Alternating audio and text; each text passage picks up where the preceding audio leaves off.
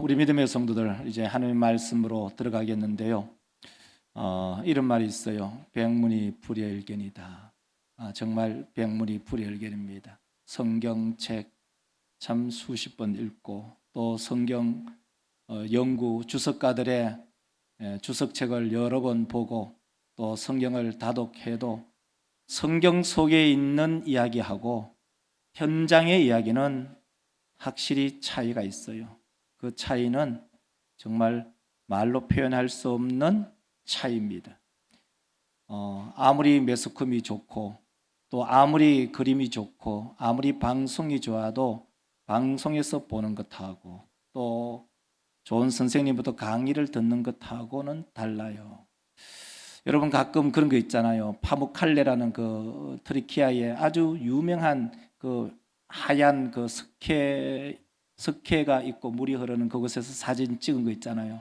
가보면 아무것도 아니에요. 사진사의 조작까지는 아니지만 사진사의 앵글의 차이로 사람을 거기에 마음을 혹하게 하는 그런 거예요. 가보면 아무것도 아닌데 그러나 성지순례는 또 다르더라고요. 백문이 불여일견이구나 라고 생각이 들었어요. 하나님의 은혜로 성지순례를 잘 다녀왔어요. 첫 번째 사진을 보여주면 제가 구글 지도 가장 먼저 간 곳이 이스탄불이에요. 불가리아 밑에 있는 이스탄불, 거기서 도착해서 국내 비행기를 타고 갑바도기아 동쪽 최고 끝쪽 트르키아에 있는 그 끝쪽 글자가 있는 것이 갑바도기아예요. 거기서부터 다시 이제 서쪽으로 계속 가고 있어요. 이게 가는 곳마다 이제 구글 지도에서 저장하기 쫙 하고 이제 돌아와서 이제 이탈리아 로마까지 마지막 탈자 밑에가 있는 것이 로마거든요. 터키를 지나서 그리스를 지나서 이탈리아 로마까지 그렇게 다녀오는데 그 거리가 상당해요. 아마도 항공 거리 빼고 아마도 한 3,000km는 될 것 같아요. 그래서 3,000km 같으면 하루에 약 한 300km를 이동해야 되는 평균. 그러니까 그 사실 녹록지 않는 거리였어요. 그러나 우리 성도들이 기도해 주시고 또 응원해 주셔서 무탈하게 건강하게 잘 다녀왔습니다. 이런 생각이 들었어요. 우리 총신대학 신대원 한 2학년 때 정도에는 이스라엘 성지순례를 갔다 오고 3학년 때 졸업여행으로는 터키, 그리스, 로마를 다녀와야 이 성경을 보는 관점, 성경을 보는 눈이 달라진다. 우리 선배들은 그런 말씀을 하셨어요. 후배들에게 빛을 내서라도 성지순례를 갔다 온나 그 얘기를 여러 번 했지만 사실 그것이 목회자의 삶은 녹록지 않아요. 그렇게 하는 게 어려워요. 그러나 교회에서 배려를 해주셔서 먼 길을 안전하게 잘 다녀옴을 하나님께 감사하고 우리 모든 성도들에게 진심으로 감사의 마음을 전합니다. 우리 믿음의 성도들 이제 본문 말씀으로 들어가겠습니다. 사도 바울은 수리아 안디옥에서 선교를 출발하지요. 수리아 안디옥에서 출발하면서 이제 수리아 안디옥에서 출발해서 키프로스 다시 말해서 구브로 기띔이라는 곳에 그게 가장 먼저 도착한 것이 살람입니다. 살람이라는 그 항구에 도착하고 그 키프로스 남단으로 육로로 이제 쭉 걸어서 가죠. 한 240km 정도를 걸어가는 거죠. 그리고 그 서쪽 끝쪽에 머무는데 그것이 바로 바보입니다. 바보라는 그 장소에 바로 거기에는 서기오 바울이 있었고요. 그 서기오 바울이 있는 곳에 서기오 바울이 예수를 믿지 못하게 한 엘루마 그 마술사가 있었어요. 마술사가 사도 바울이 성령으로 이적을 행한 것을 보면서 돈을 주고 성령을 살려고 했다가 맹인이 되는 사건이 이 바보에서 있었죠. 그리고 이 바보에서 이제 이 사도 바울과 바나바와 수행원 마가 요한이 같이 이제 다시 말해서 그리스 남단 해안으로 이제 갑니다. 그게 바로 버가예요. 오늘 본문 말씀이 버가예요. 제목이 뭐죠? 한번 보세요. 버리고 간 버가예요. 여기에서 어떤 일이 있었냐? 바로 마가 요한이 이 사도 바울과 삼촌인 이 바나바를 떠나버리는 거예요. 그래서 오늘 제목이 바로 버리고 간 버가예요. 우리 사람 믿음의 성도들, 신앙생활은요, 전진이냐 후퇴냐 이 두 가지밖에 없는 것 같아요. 그래서 큰 제목을 버리고 간 버가라는 제목으로 그 첫 번째로 신앙은요, 전진이냐 후퇴냐. 방금 말씀드렸듯이 바보에서 밤빌리아 버가까지 갔을 때 마가 요한은 많은 생각을 했을 거예요. 자기가 생각했던 이 선교 여행과 실질적으로 선교 여행에 부딪혔을 때의 그 고통, 어려움, 환난, 몸의 피곤함, 그것은 생각했던 것하고는 완전히 다른 그런 상황이었어요. 그래서 마가 요한은 이 선교팀에서 이탈하고 자기의 본거지 예루살렘으로 돌아가 버렸어요. 왜 돌아갔을까? 두 가지 이유가 있어요. 여러분도 성경책을 읽어보면 이 사도행전 13장 2절에 보면은 바나바의 이름이 먼저 나오고 그 다음에 바울의 이름이 먼저 나와요. 그런데 오늘 본문 말씀부터는 13절부터는 바울의 이름이 먼저 나오고 바나바의 이름이 뒤에 나와요. 마가 요한이 왜 이 선교팀에서 이탈하고 자기의 고향으로 예루살렘으로 돌아가 버렸을까? 첫 번째 이유는 이 선교 여행을 주도한 사람이 자기의 삼촌 바나바가 아닌 바울이었다는 거예요. 그래서 일종의 우리를 말하면 빈정이 상한 거예요. 그럴 가능성 첫 번째. 두 번째, 이 버가에서 이 두 번째 비시디아 안디오까지 가는 이 거리가 어마어마한 거예요. 그리고 거기에는 토로스 산맥이라는 큰 산맥이 있었어요. 자, 우리나라에서 우리 남한 육지 안에서 가장 높은 산이 어딜까요? 지리산. 지리산의 높이가 얼마일까요? 1515m예요. 그러면 남쪽 이남에서 가장 높은 산이 어딜까요? 저 제주도에 있는 한라산이에요. 한라산의 높이가 얼마일까요? 1950m예요. 자, 우리 조선 땅, 이 대한민국 땅에서 가장 높은 산이 어딜까요? 백두산이에요. 백두산의 높이가 얼마일까요? 2744m예요. 높아요. 백두산 올라가면 머리가 어질어질해요. 넘어질 것 같아요. 근데 이 사도 바울이 이 버가에서 이 비시디아 안디오까지 넘어가려면 거기에는 큰 산맥이 있어요. 토로스 산맥이라는. 그 높이가 얼마냐? 3916m예요. 우리나라에 있는 백두산보다도 무려 1000m나 더 높은 산에 올라가요. 그것도 산맥의 길이가 얼마냐? 800km예요. 800km는 돌아갈 수도 없어요. 그 산을 넘을 수밖에 없는 그 상황 속에 마가 요한 돌아갔다. 아무도 마가 요한에게 니 왜 돌아갔냐고 돌 던질 사람 없어요. 막상 여러분이나 저나 그 먼 길, 다시 말해서 예루살렘에서 내려와서 수리아 안디옥에서 그다음에 실루기아에서 항구로 15km 내려와서 거기서 배 타고 구브로에 와서 살라미에 도착해서 육로로 240km를 걸어서 바보에 왔는데 바보에서 다시 한 400km 정도의 배를 타고 이 버가에 왔는데 버리고 안 갈 사람이 오히려 이상한 거예요. 우리는 어느 누구도 이 마가 요한이 이 선교팀에서 이탈한 것에 대해서 쉽게 비난하기 어렵습니다. 제가 가만히 생각해 봤어요. 부산항이 있잖아요. 부산항에서 우리 자인까지 거리가 얼마냐? 104km예요. 104km. 그러면 이 사도 바울과 이 선교팀의 그 행로가 어떠했는가를 우리는 충분히 알 수가 있어요. 2주간의 성지순례를 다녀왔는데 사실 성지순례 때 어려움도 있었지만은 비행기를 타고 한 11시간 비행기 타고 왔다는 건 아무것도 아니에요. 사도 바울과 바나바와 이 마가 요한이 육로로 걸어서 걸어 다니고 배 타고 다니고, 야, 이것은 죄송합니다, 이런 말을 해서 사람이 할 짓이 아니에요. 사람이 사람으로서 할 짓은 아니라는 거예요.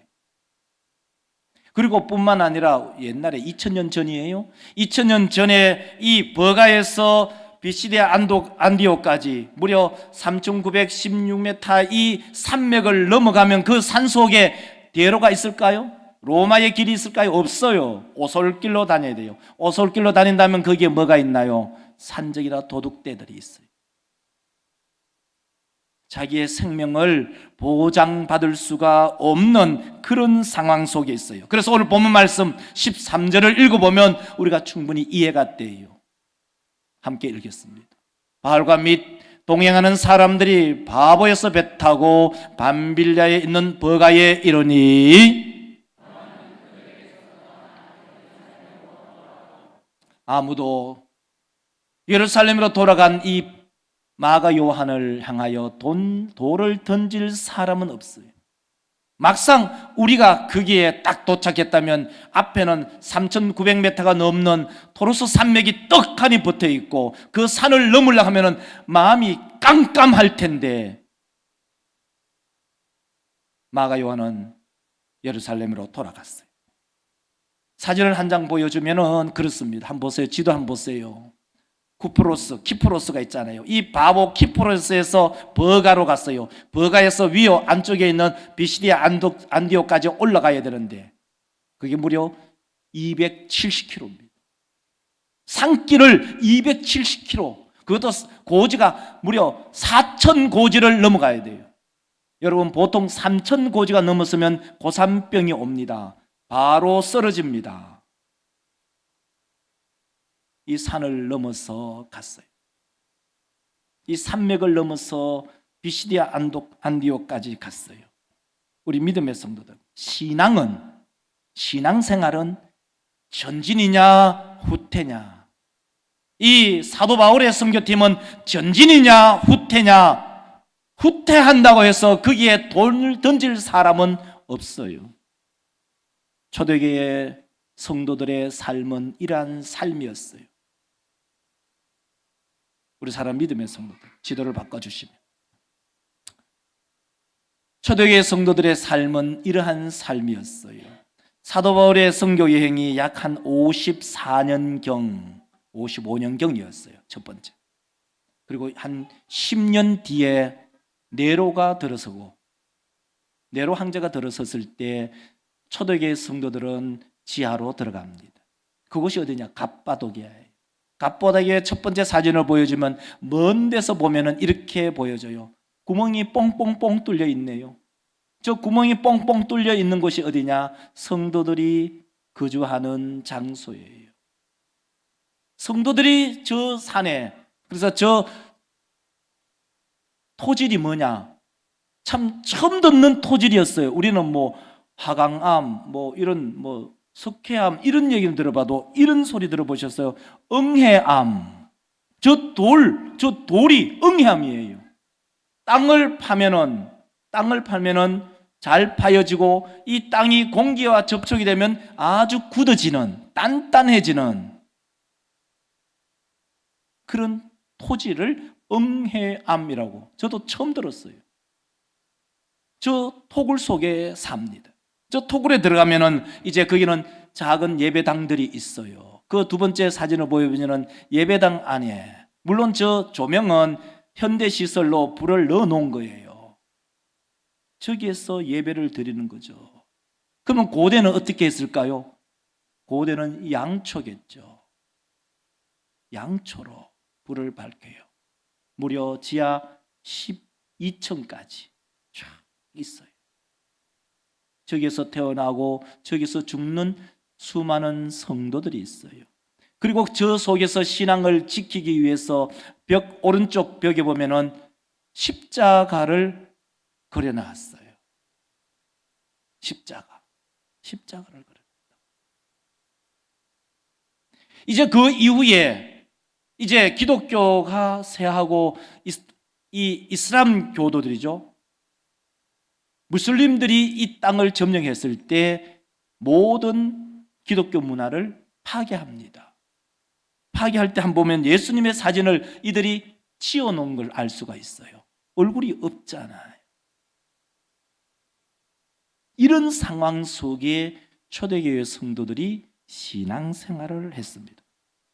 뿐만 아니라 소아시아 7개 교회, 에스보드 사빌라, 첫머리의 에스보드 사빌라 7개 교회입니다. 지도를 보여주면 저게 딱 모여 있어요. 나중에 한번 다시 이 지리적인 얘기를 한번 해볼 건데요. 이것은 라오디게아 교회부터 이제 에베소부터 에스보드 위에 올라오면서 사빌라 이렇게 7개 교회가 딱 있어요. 근데 지금은 횡하니 전부 터만 남아있죠. 그 터 중에 보면은 바로 라오디게아 교회의 사진을 잠깐 보여주면 이래요. 그리고 한 장을 더 보여주면 이래요. 터만 남아있어. 이것을 보면서 깨달을 수 있는 것이 뭐냐? 신앙은 전진이냐 후퇴냐, 이 두 가지만 남아있다는 거예요.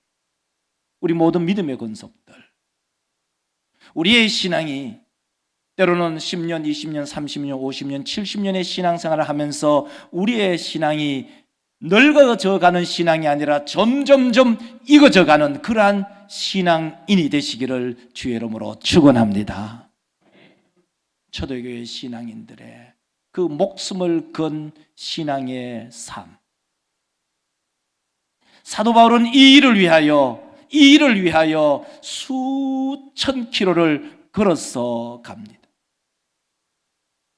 성지순례가 얼마간은 고달프고 체력의 한계를 느끼고 몸에 감기가 오고 때로는 에어컨을 많이 씌워서 몸살이 오지만 그것은 아무것도 아니에요. 그들이 수백 킬로, 수천 킬로를 걸었을 때에 그 발이 온전했을까? 제대로 잠자리는 잘 수가 있었을까? 음식은 제대로 먹을 수 있었을까? 각 성에 들어갈 때마다 그 환영하는 사람들의 일부분과 반대하는 다수의 그 정서적인 학대를 받으면서 복음은 전파되었습니다. 마가 요한은 예루살렘으로 떠나고 다시 사도 바울과 바나바는 신앙으로 전진합니다. 우리 모든 믿음의 권속들, 나의 신앙은 전진하는 신앙인가 후퇴하는 신앙인가? 나의 신앙은 전진하는 신앙인가 후진하는 신앙인가? 우리 모든 믿음의 권속들의 신앙이 진일보하는 그러한 신앙인들이 되시기를 주의 이름으로 축원합니다. 두 번째로는요, 어디에나 하나님이 예배한 곳이 있습니다. 아무리 캄캄한 큰 산맥이 있다 할지라도, 높은 산맥 4,000m의 토로스 산맥이 앞을 가로막고 있다 할지라도 그 너머에는 하나님께서 예비하신 곳이 있다는 것입니다. 오늘 본 말씀 14절을 읽어보면 이렇습니다. 그들은 버가에서 더 나가 비시디아 안디옥에 이르러 아멘. 그렇구나. 그 4,000m가 넘는 이 토로스 산맥은 마치 우리 신앙인들에게 큰 환난, 때로는 큰 시험, 내가 도저히 저 산맥을 넘을 수 없을 것 같은 그 산맥 너머에는 캄캄함 밖에 없는 암담한 세계처럼 느끼지만 그 산맥을 넘었으면 하나님께서 예비하신 회당이 있더랍니다. 초대교회는 교회가 없었습니다. 초대교회라고 해서 교회가 있다고 하지만 기독교 초기에는 교회가 일절 없었어요. 거기에는 유대인 회당, 그 유대인 회당에 바로 사도 바울과 바나바가 들어가게 된 것이죠. 초대교회의 모든 교회는 이렇게 건물이 있는 게 아니라 가장 기본적인 것은 가정이었습니다. 빌립보에서도 가정, 그리고 각 가정에 그 가정이 교회였고 그 가정에서 사람들이 많아지니까 공공시설을 만들어서 교회라고 만들었죠.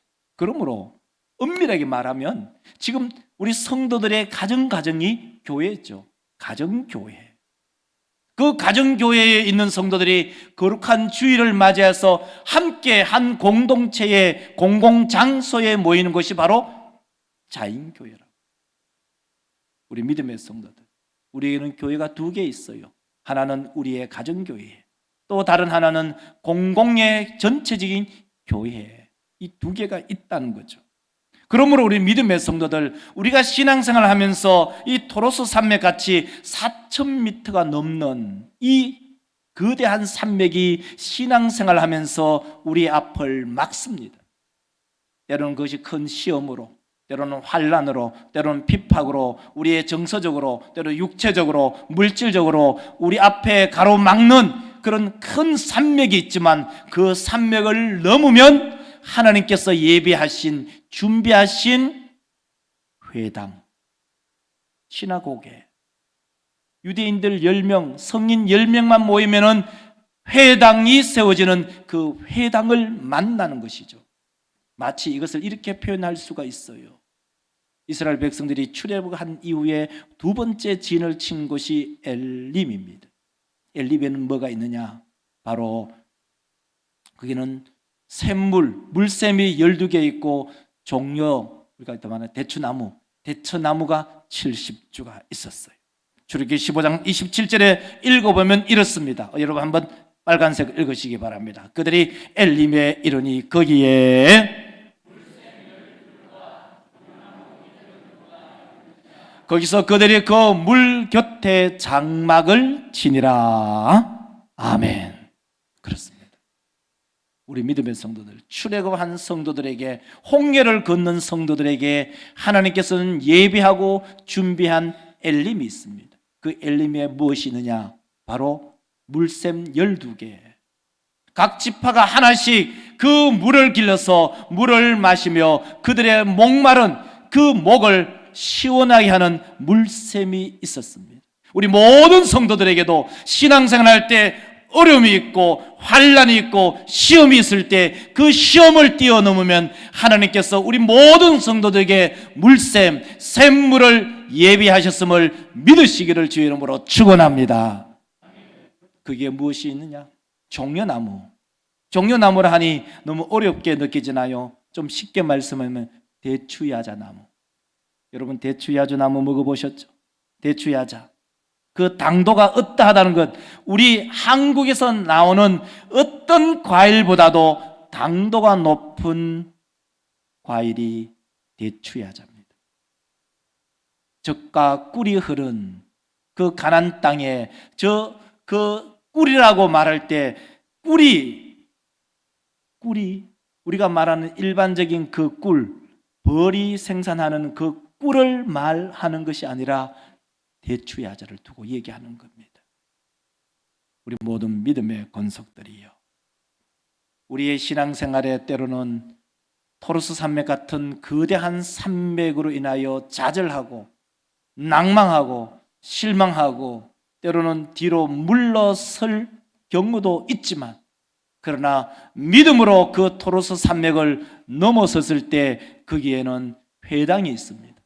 이스라엘 백성들에게는 엘림을 준비하셨습니다. 마치 사막 한가운데 오아시스를 주시는 것처럼. 방송에 한번 보여주실래요? 사막 한가운데 오아시스의 물을 준비해 주신 것처럼 우리의 신앙생활 속에 환난, 핍박, 어려움, 시험이 오면 그 시험을 뛰어넘었을 때 하나님께서 우리 가운데 예비하신 오아시스, 바로 예수의 새로운 생명을 우리 가운데 주실 줄 믿습니다. 이제 말씀을 맺을까 합니다. 지치고 피곤한 바알과 바나바는 하나님께서 이들에게 물샘을 준 것 같이 바로 회당을 만나게 했습니다. 바알과 바나바에게 회당에게는 마치 물샘이고 종려나무 70주와 같은 곳이었습니다. 우리 믿음의 권속들도 신앙생활을 할 때 광야의 길, 어려운 길, 시험의 길을 갈 때 하나님께서 예비하신 물샘이 있고 종려나무가 있습니다. 하나님의 그 예비하심을 믿으며 우리의 신앙의 전진, 또 전진, 또 전진해 나가는 우리 모든 교회 성도들이 되시기를 주의 이름으로 축원합니다. 기도합시다.